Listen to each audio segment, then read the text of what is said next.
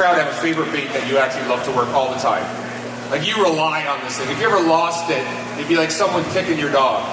This guy knows exactly what I'm talking about. Everybody gets locked into that. And you know, in a way, it's great to have confidence in a certain thing, but it's a curse at the same point in time.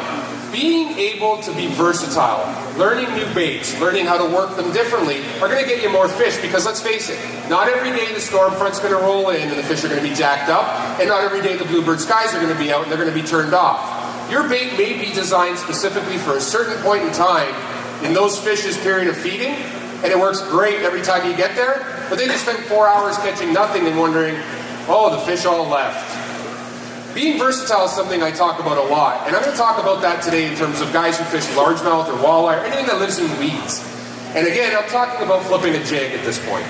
Flipping a jig is a great technique, probably won more money in bass tournaments all over North America. It's a big bass bait. But sometimes it's nice to have a little spin on the traditional.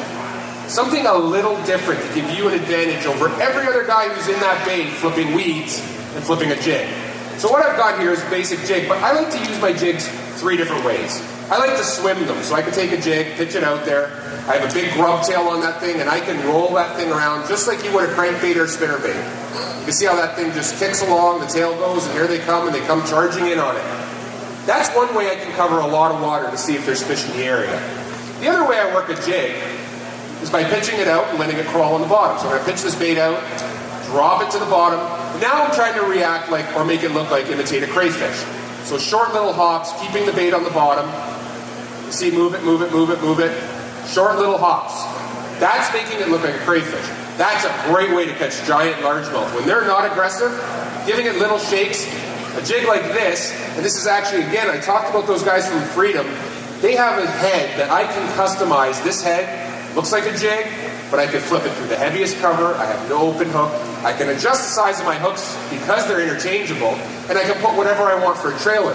So here's a bait. If you're a jig guy, let's just say, and I know a couple buddies who live and die by using a jig. If you're a guy who lives and dies by throwing a jig, but you're stuck with the same profile jig, the same kind of trailer, you go like this, and all of a sudden I can change the size of my hook, which means I can put a 7-inch worm on the back of it. And when the fish are not aggressive, I can put a 3-inch crawl on the back of it by going to a 3/0 hook. Or I want to swim it, and I'm going to put a 4/0 with a 4.5-inch grub, and I'm going to swim this jig. This is a system we call, it's called working things differently, it's being adaptive.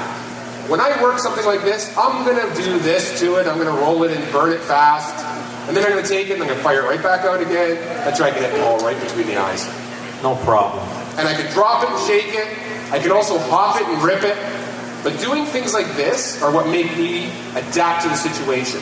And when you're out there, forget your favorite lure. I want you guys to do something this year and actually try something a little different.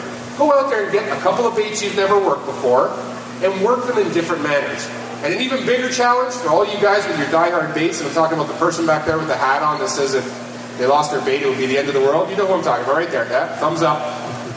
Take that bait and work it different ways.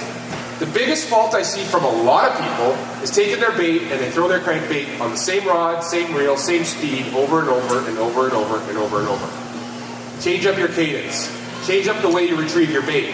Take your bait and work it differently each and every time. There is one caveat to all of that, is that if you're going to do that, pay attention to what you're doing. Because if you get bit when it's sitting still, you may want to let it sit still some more. If you get bit when you're cranking it really fast, you may want to repeat that process. If you pay attention to what you're doing each and every time you throw a bait out, you're going to get better at figuring out what the fish want at that given time, and you're going to catch more fish. Paulie? Yes, sir. So what do you think? What's your deal for catching? What's your #1 producing bait?